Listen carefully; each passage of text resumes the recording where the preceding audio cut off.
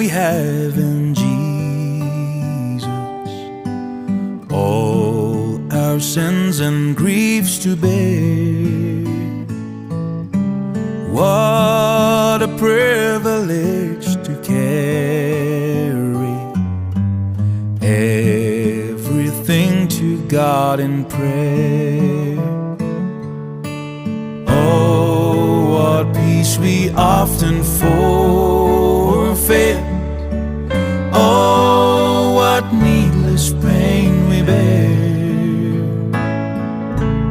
All because we do not carry everything to God in prayer. Every trials and temptation is there